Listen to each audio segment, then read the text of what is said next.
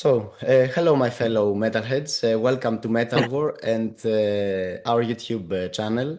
My name is Kostas Boudoukos, and today I have the honor and privilege to talk to Johan Niemann, the bass player for Evergrey. Welcome, Johan, and thank you for your time. Thank you. Thank you for having me. Perfect. First of all, congratulations on your upcoming 15th studio album, Architects of a New Wave. I received the promo yesterday and had the chance to listen to the album once, and it felt really great. First of all, I would like you to tell me what was the creative process for this new album, those 2 years between Architects and Theories of Emptiness, and what are the differences between your last two albums? Hmm. Um, the big difference is that on the Theories of Emptiness record, we had Jonas Ekdahl on Hmm. drums and co-production and arranging and stuff, and he obviously wasn't a part of this record because Yes. he left. So a lot of his the work that he did on the previous record, I sort of shouldered that responsibility for this one. Hmm. Um, so I sat with Tom um, like several times a week for a while Yeah. to go through the songs and listen and tweak and stuff. And obviously with same thing with Vikram Shankar. He was also Hmm. involved in that way on this record. So it was good. It was good. It was good collaboration. Okay, perfect. You have stated before, a member of your band actually, that it was incredibly difficult to pick the lead singles from this album because every track felt like a powerhouse. What made you choose, after all, the three singles that you released beforehand, Architects of a New Wave, The World is on Fire, and the last one, Living the Emptiness, correct? Yeah. So, what was the Um, elements that made you pick those? I don't know really. For this record, we wrote this in a different kind of way. Tom said that he wanted to do all the choruses Hmm. first, so that we knew that we would have 10 or whatever great choruses, and then we would write around that chorus, Okay, I get that. uh, which made which makes sense, because that's the highlight of the song, hopefully. Yes. um, so when we had the finished songs, all the we felt anyway that all the choruses are great. So any song could be um, a single. Hmm. And these songs, I don't know. I mean, we voted, you know, and we couldn't agree at all on on what should be the singles. I wasn't too sure that we were supposed to release "Leaving the Emptiness," but it turns out that was the correct Yes. way to go because people really seem to love that song. Hmm. So I was wrong, and that's fine. But for the other one, I don't know. We voted, and then we were like, yeah, Okay, these are the songs. this is democracy after all. Yeah, it is. It is. Reading the lyrics of your new songs, I realized that you use the phrase "where chaos meets order" a couple of times in a couple of songs, if I'm not mistaken. Is it Mm. something that defines the theme of this album? And in general, what is the lyrical approach for Architects of a New Wave? What I are the mean, topics that you deal with? yeah, yeah, yeah. Well, the general theme, if there is such a thing on this record, I mean, finding your own path, sort of, in life, and being the captain of your own ship, or the architect of Yes. your own life, where you you hopefully can find the strength to tackle your problems or demons or whatever you want to call Mm-hmm. them, and also realize that you are the only one that can do that for you. Yes. Nobody can really do it for Mm-hmm. you. Yeah, So exactly. I guess, yeah. Okay. One of my favorite songs from this album is "A Burning Flame," in which you collaborate with Mikael Stane from Dark Tranquillity. That's why the t-shirt. Yeah, yeah. I want you to tell me, how did this collaboration happen, and what does his really unique vocal arrangement bring to the standard Evergrey melancholy and dark atmosphere of a song, of an Evergrey song?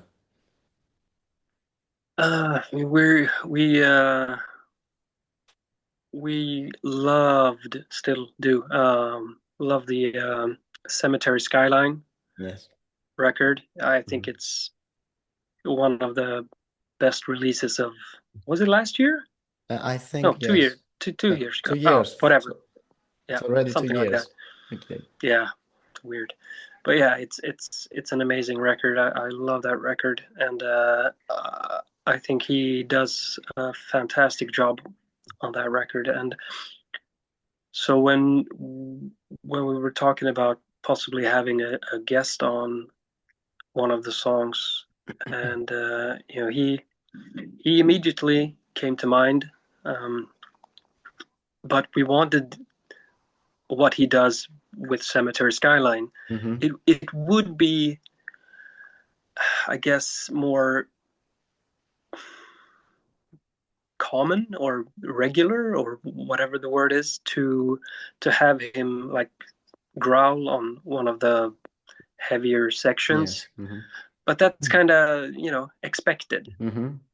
If he's the guest, then it's like, oh, You have clean he does vocals and growls, yes. yeah, yeah. So that would be the obvious choice. Mm-hmm. So, but we wanted some of that Cemetery Skyline vibe to Yes. to that song, and I think he nailed it really, really well. Yeah, Mikael is an amazing artist, and he's very He is. active. I was just gonna say he's very, very busy. Yeah, So, but we yeah, yeah. managed to find a few days where he had some time to Yeah. to do it.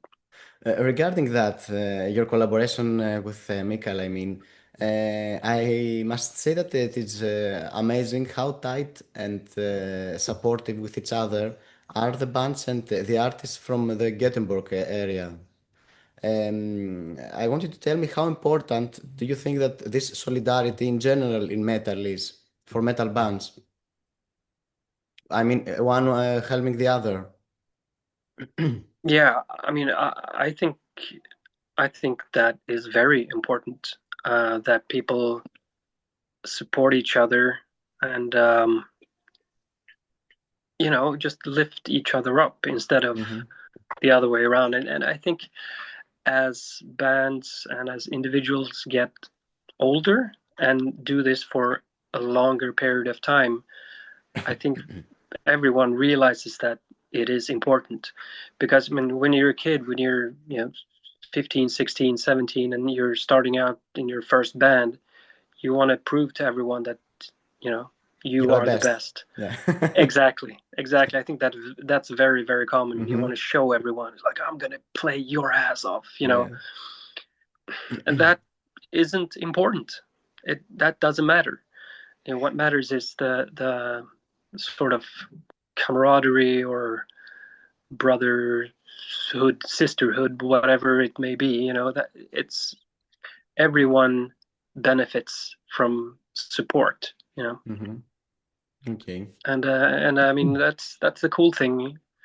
When we know each other, and when either we meet our fellow uh, bands either on festivals or we do tours. We did a summer tour of 2 or 3 weeks with Hmm. Dark Tranquillity a few years ago, and that was amazing. Yeah. Sharing a bus with those guys, that was, yeah, it was incredible. And that doesn't happen if everyone is competing with each other. Yes. That's just ridiculous. Yeah, I agree. Evergrey has been shaping the progressive metal scene, let's say that, for I don't know, over 30 years. Looking back at your early days, even before your time, I mean the first albums, like The Dark Discovery, I think you used a more raw and visceral approach to grief and darkness. Right now, with Architects and maybe the last couple of albums, the music feels more urgent and more transformative. Do you find that as we grow older, our relationship with sadness changes from wallowing in it to trying to break free from it? Yeah, I would say that's a pretty fair observation. And maybe, yeah, probably age has to do with that. Hmm. But also, I mean, yeah, because you realize that if you have gone through a lot of crap as you do as you get older in one way or another, Yes. you realize that it's not it's not the end of the world, whatever happens. Either a friend passes away, or a relative, or whatever it may be. Life still goes on Hmm. out there, and it's not things aren't as serious, or as serious as you think they are when Hmm. you're younger, because Yes. a lot of things happen for the first time. So then every O- problem is much bigger. Overwhelming, yes. And yeah, exactly. And what if you get when you get older, you've gone through more shit, and you realize that it'll pass. Okay, yeah. One way or another, it'll Hmm. pass. And it's less wallowing and more accepting and moving on, Hmm. I think. Yes. Okay. In the title of the album, you use the word architects. That implies probably a conscious effort to build or redesign a reality, I guess our reality. If you could look at our current situation as a society, what is the number one thing you think that humans are failing to weave correctly in their social or emotional reality or connections? Yeah, I would say greed is a huge problem. Um, and not so much on like an individual Yeah. level, Mm-hmm. though that also um, occurs, but you know higher up in the food chain, with governments and corporations, and Mm-hmm. Yes. that they do everything to make as much money as possible, and it doesn't matter who gets thrown under the bus, sort of. Yes. So I think that's a big problem, and when that sort of trickles down to us regular folk, um, it can make us kind of lose our humanity and our compassion for each other, because we see all these huge corporations do very questionable things, and nobody seems to care, or it doesn't seem like they have to answer for anything. You Mm-hmm. know. Yeah, I believe So we think we don't have the power to change this. That's why yeah, we get locked in our own world and we don't try to change anything. That's the problem, I yeah, believe. yeah, Okay. Next question. I believe that the type of music you play, I mean, a little melancholic, a little atmospheric, dark, must have a certain depth. And the bass is crucial in giving this depth. How do you see your role in shaping this atmosphere in an Evergrey song? yeah. Um, I mean, hopefully, I can be sort of a bridge between the power and the rhythms of the drums and the harmonies of the guitar. And I just yeah, just try to be as solid and as supportive as I can because the vocal is the most important thing, Okay, obviously. Um, but also, I mean, I like playing, so uh, and I like listening to good bass players, and I like when people, take chances and try to come up with a memorable bass part, yeah. um, whatever that may be. If it's a simple but effective rhythm, or if it's some kind of reoccurring figure that you know. But yeah, and I just try to dial in the best bass sound I possibly can to weave between the drums and the guitars to kind of make sure that they yeah, meld better. Yeah, Yeah, I that's like it that. pretty much. Yeah, perfect. Yeah, I mean Uh, it is a supportive instrument. It can do a lot of things, but in a metal band, it's mainly a supportive instrument, and yeah, I okay, like that. but in other genres of metal, I think it's less, let's say, important. I think in your music, bass is a key element to create this Yeah, atmosphere mostly. Yeah. yeah. I mean, I'm lucky because I play in a band where the other guys like bass too.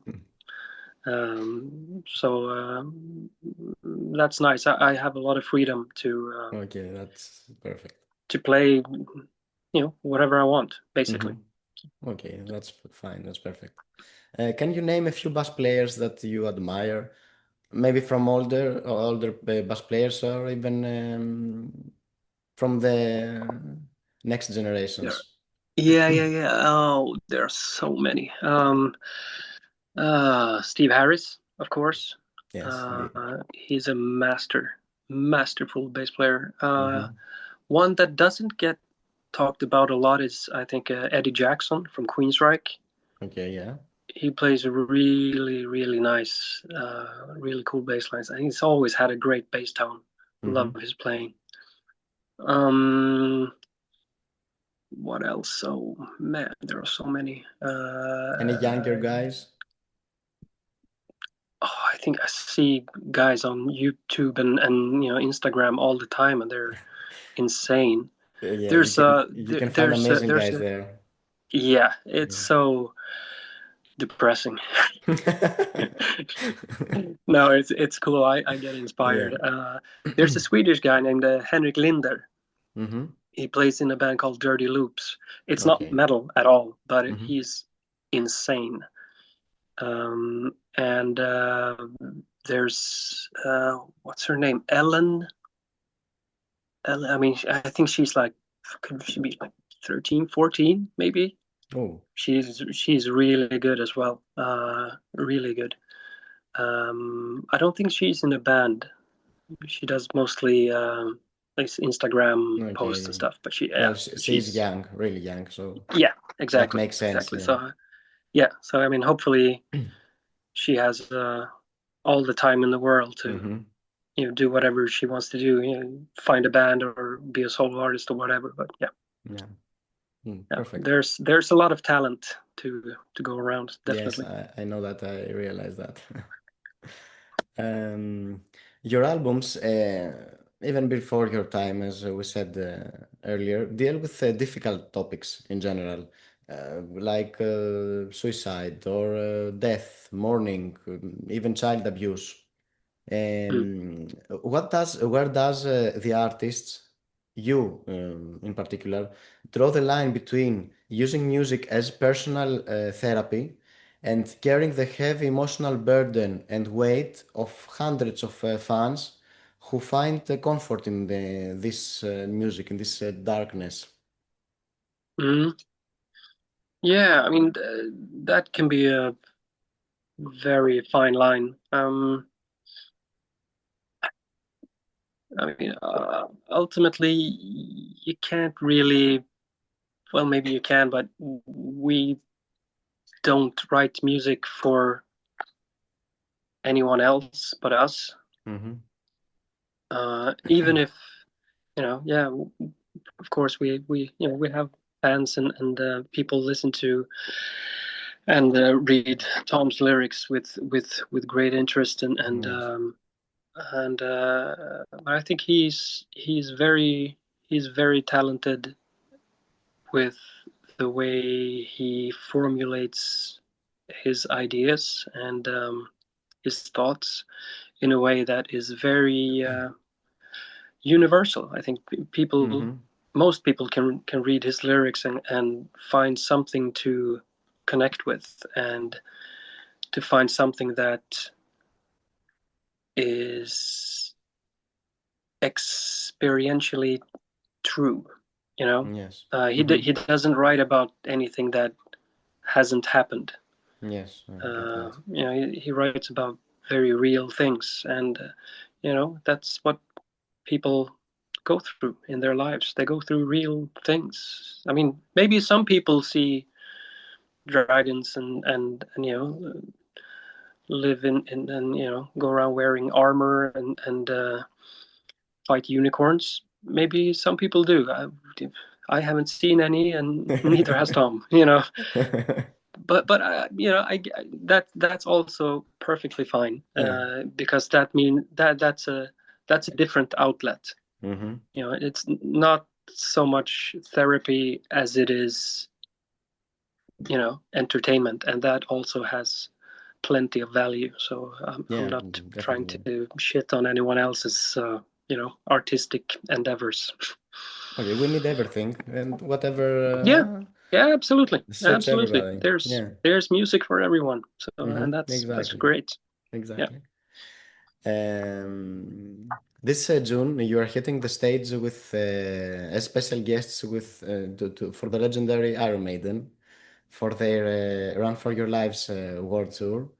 Yeah. How does it feel to share the stage with such an amazing and such huge heavy metal band? And especially now that you're about to release your new album, I think the timing is you couldn't wish for more. It's perfect. No, it is perfect, and yeah, I mean it's an it's an understatement to say that it's a huge honor, and Hmm. we are extremely grateful and humbled to be sharing the stage with a band that we've listened to since we were kids, and still listen to, Yes. and it's yeah, and it really is one of those. It's a corny term, but dream come true Hmm. situations. It really is, and even better so because I couldn't dare when I was a kid to dream about opening for Iron Maiden. That felt like that's never gonna happen. It's impossible. And And now yet it we're happened. It's going to and now happen. we're here. Yeah, it's gonna happen, and it's mind blowing. Yeah, amazing. Yeah. Yeah, yeah, Uh, Last question. I don't want to keep you longer. that's fine. Okay. What are your plans for promoting Architects of a New Wave? And let me ask you if Greece is among the places you will visit in the near future. I hope so. We're doing this summer festival thing Mhm. in June. We're doing some headline shows and some other, the Maid and stuff. And we're also we're opening for Decapitated, a few shows. Okay. And then we have a tour in the States with Hammerfall in the fall, I think, sometime. Mm-hmm. And then we were supposed to have gone to Australia, but that got postponed. So that's supposed to happen also. Okay. And I think we're supposed to do like the start of a European tour before the end of the year. It might Mm-hmm. be just Scandinavia Okay. in the winter, and then hopefully Europe next year in February, Mm-hmm. something like that. And I do hope we can make it to Greece. It's always great Yeah. playing Greece. Last time we were there, I don't remember if it was in Thessaloniki or in Athens, but it was raining so much, and the roof of the venue was leaking, so there were pools of water inside. I don't think it was Athens because I would remember that. I think I was in your last live show in Yeah, that's Athens, true. It was, but yeah, I it's don't remember that. Thessaloniki. No, it was probably Yeah. Thessaloniki. Yeah, yeah, that's true. Yeah, Well, because that's a story. I have a friend who came to the show, and Mhm. he lived in Thessaloniki. Yeah, Okay, yeah. That's a story to remember and to tell. Uh, yeah, one more question. But actually, yeah. Sure, it's not a sure. question. You said that you're opening the show of Iron Maiden. You're Mm. opening the show of Hammerfall. I mean, heavy metal, power metal, and for Yeah, Decapitated, more extreme. I mean, these are not the obvious duos. Uh, yeah. I think it's great. I really love that. But how did all this collaboration happen? I mean, was that your choice to play with Uh, these bands, or it just happened? it kind of just happened. With Decapitated, we have the same booking agent, and Okay. we asked them to try to find shows for us to do in between the Iron Maiden shows Mm-hmm. and in between the other festivals we're doing, Okay. because it's very expensive to fly Yeah. everyone in and out. So it's better if everyone flies in once. We're Yes. on tour. We're gone the whole month, and then we come home, and those shows are basically just for us to have something to do, and to make a little bit of money to be able to be Mm-hmm. where we are. And the same with Hammerfall.